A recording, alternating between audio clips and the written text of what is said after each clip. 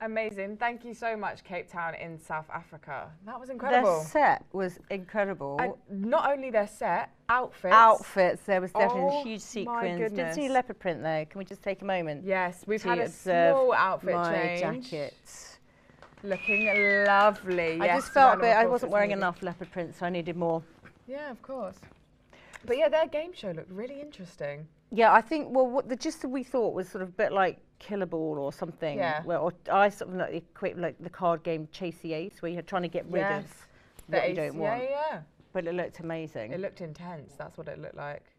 I'm quite scared of like what they were actually going to be doing with that Killaball. But, well, we are very, very, very, very pleased that we're coming towards the end of our little shift. Yes, We've been well, awake a long it's- time, but it's we've been bittersweet. really, really enjoying our Yeah. broadcast. We sort of, we need a little bit of sleep, but we don't really want it to end. I hope everyone at home is still with us, and we have an exciting guest on in a moment. Before then, make sure you're tuning into our social media at Media Talent Manifesto, and we're on Instagram, LinkedIn, and YouTube. And please also don't forget to scan our QR code on the screen now, as we would love to see your answers to where you're watching this broadcast in the world. But please welcome P. Bergman, our guest. Thanks for having me. Thanks for joining worries. us. Do you want to first just give a little intro about you? Sure, happy to. So my name is P. Bergman. I'm part of the industry support for the event today.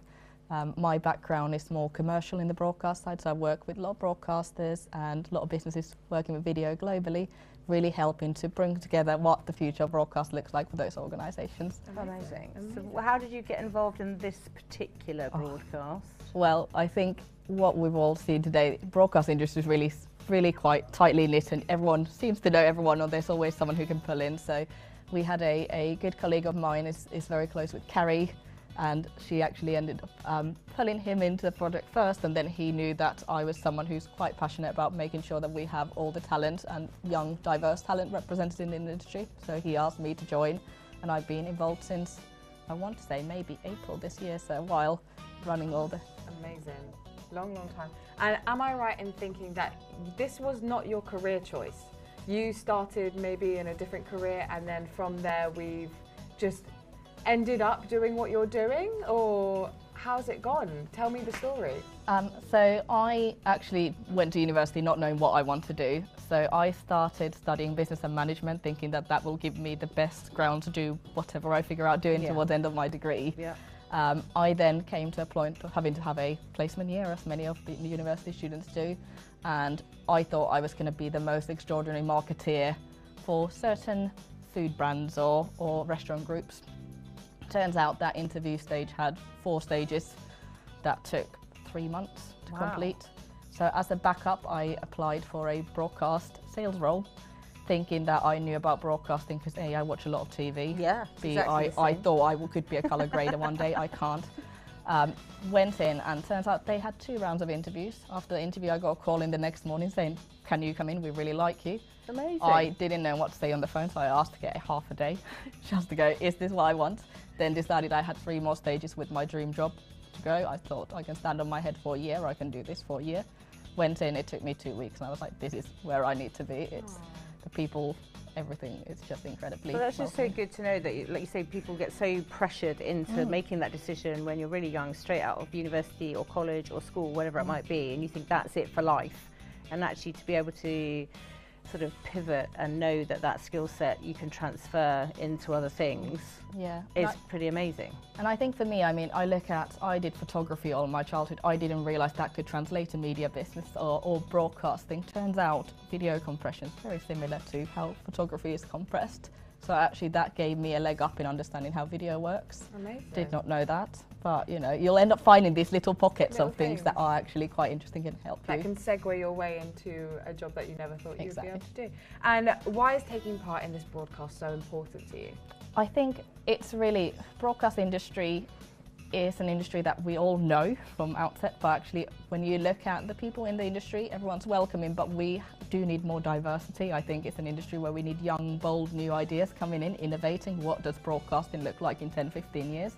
But then also not just having those ideas from certain cohorts or type of people that have been always in the industry, but rather bringing in really diverse women, people of colour, every other perspective to the industry as well. I think that's super important, and projects like this can really help students get a leg up and get into the industry, feel like what a live broadcast looks like, meet some of the industry participants. I think just gaining confidence as well, isn't it, in their own ability and what they actually really enjoy doing and what their skill set is. Because I think a lot of people, especially when you're younger, you don't necessarily have the confidence to think, I can do this. And you would think, oh, it's going to take years and years and years to get through and actually find out what you want to do. And that, you know, that is the thing. You've got to try different stuff like you did, and actually just go, actually, I need a job. I'll just take this one for now, and that's been it. Well, I think it's give it a go, and if you don't like it, you have time to change. Yeah, as long as you can pay your bills and buy food and eat and all that sort of stuff, then actually transfer across if you need to. Exactly, and I mean, there's a lot of skills that I think students today have that even in my time I didn't. So the way of how we're editing videos on our phones, doing it quickly, providing short form content, those are skills that broadcasters will be looking for and are going to be necessary to capture audience in the future. So actually bringing those ideas and that way of working into the industry is going to be really helpful for all of us else in it, everyone who's in the industry already, understanding that. And what do you think that the challenges are of bringing diversity into this industry? I mean, seeing yourself in the industry is the easiest way to bring people in. So I can say when I started, I think in the office of 30, 40 people, there were 2 women.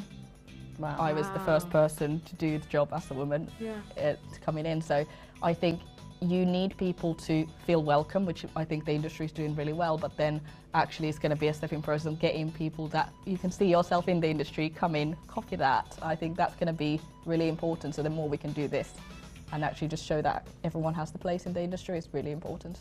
Yeah, for sure. That's brilliant. And what do you think for how are you seeing finding all these students here? How are they going on? Have you had a chance to sort of see how they're working? Well, I mean, I'm really impressed. I think my job is more the chief talking officer, I call myself. Chief talking officer? I'm going to take that role. That's job. Me. Yeah. What do you do? I'm the chief talking officer.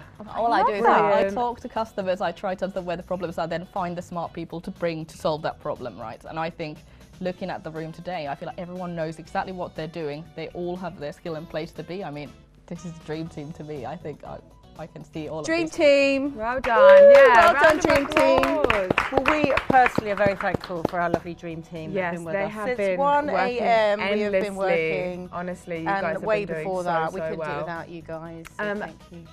And did you face any challenges when you just started this broadcast process? I mean, I remember my first week going into the job where everyone's a broadcast engineer. I'm this girl with a commercial background, no broadcasting background. I remember the language, it hit me in the face like a ton of bricks. Like it was incredible. You go technical abbreviations, terms, everything seems really intense and scary. We're talking code. Turns out, it's incredible. And turns out it only takes a week or two and then you suddenly go, oh, I know that term. And it's that curiosity on kind of building on that really helps. But still, every day, you'll get someone talking about something, I go, I have no idea what's happening. But what you, I think, need is just going, okay, I don't know what's happening. I'm going to Google, I'm going to ask, I'm going to get to the habit of learning, and then that helps you. Yeah. Go Ted Lasso, be curious. And also, don't be afraid to ask questions. I think once you get into a new industry, it's so important because people are probably thinking the exact same thing. They're just also scared. But if you show that initiative and you start asking questions, they're like, there's potential there. They want to learn. And I think that's also really, really good for women in broadcasting or just anyone in early careers that are just starting out. They need to realise that that's just the way to go. Step forward. I mean, you'll find out quickly. The more you ask, the more you'll realise that you're actually the one that might be sometimes the person who knows the most in a room, and that's a really scary leap to do at some point. But I think that's an interesting point that you'll only get there if you ask the questions, I think. Yeah, for sure. And lastly, what do you hope the audience, our students all around the globe, what do you think they can take away from this experience? I really hope people take a big network, get something that they're going to be really proud of. I mean, this is a massive undertaking to go through. I mean, long broadcast, so many countries. Live. So you look at it going, this is a experience that you can walk into any job interview with, go really proudly, say this is what I've done, but also take it away from this is something that you can really, really show to your friends, family as well. It's not all about job interviews. It's something that you've done. Be proud of it. It's the first one and everyone that have worked on this project should be proud of all the hard work that they've put in, honestly. Thank you so much for joining us, P. This was such an inspiring interview. Thank you. Thank you. We've got a question now sent in from one of our social media accounts. The question is, what has been the best part of participating on air? Ooh. On air, that's quite a mouthful, isn't it? Air. On, there's a lot of ons. I'm on guessing air. this is just for What's all of been us. your... Do you know what? Seeing everyone that's been involved, obviously you see what's on screen, but you don't see what's happening behind the screen. And hopefully with some of the interviews that have been happening, you can kind of see how much organisation and skill this has taken to just put all together. And the fact that you're seeing, like I'm seeing this live, you're seeing this live, all of them are running around and they're working endlessly, 24 hours. It's been the most impressive thing. And We're not over yet. we're not over yet. We've still got another 12 hours. A whole load of fun to come. But I think for me, I would say, I just think just the whole enormity of the event, but also, you know, we sort of feel like in a little bubble, I think, here in the UK with broadcasting, and actually seeing how much broadcasting and amazing creativity is done around the world is quite incredible for me. It is. Which broadcast have you been most impressed with? Quickly? Ooh, Too many to count. there is too many to count. I'm I really always like Mumbai. Estonia. I love the dancing. Well, okay. Well, later on we will be tuning in to Montgomery College in Washington, USA, and this is what we'll be seeing. You see somebody from here with a cowboy hat, with a cowboy boots, you immediately know, or at least you think, oh, it's from Texas. And that's the same with the symbols that I use in this mural. You can tell, or somebody who knows, they can say, oh, these things look like from Cheran. I incorporate these symbols just to teach where we come from and where we are right now as an indigenous group. The elements that I use is the blue bird in the back on my left-hand side. The woman behind, it can be a mother, it can be a grandmother, but also for me represents Mother Earth. And also I do use a lot the butterfly, the monarch butterfly. Why the monarch butterfly? Because for me it's the symbol of immigration, but not just that. Whenever you present some of you are and people accept it, that means that, you know, they're open to show exactly who you are.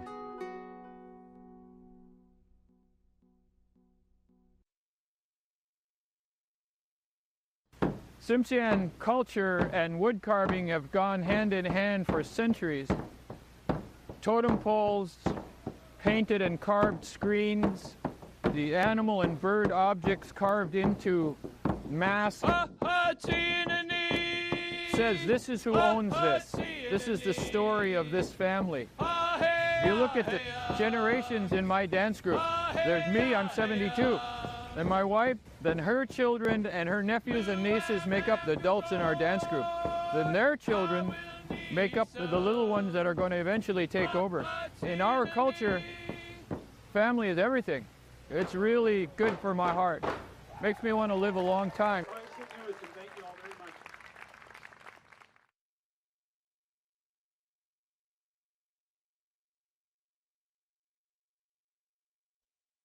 Even though these are beautiful pieces of art, they're constructed in a way that if you put trucks and wheels on them, you can kickflip it or you can, cruise down the road with it.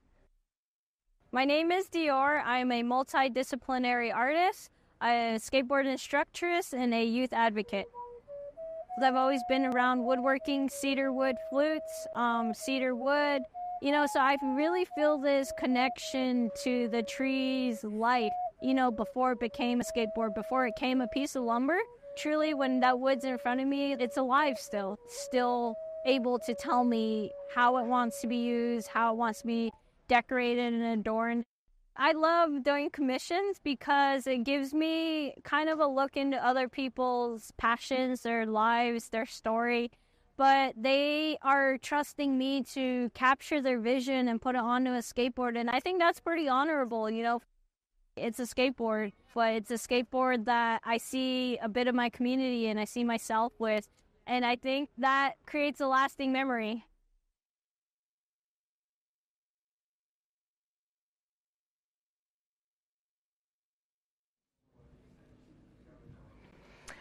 Right, well, now CNN in London are going to take over next with their Welcome to Wandsworth programme hosted by Year 8s. I'm looking forward to seeing what they'll be showing us. Year 8s, That's amazing. What's year 8s? Is that like 13? Year 8s is, yeah, sort of 12, 13-year-olds. Oh my goodness. That's going to be fun. Showing the young talent. That is going to be fun. I can't wait for that. That is going to be good. Also, did you see the totem pole art? The skateboards as well. The skateboards as well. They're incredible. I want one now. I want to learn how to skate. I mean, literally, we've got a few skateboards at home. Maybe we can you can come round. We can practice. We can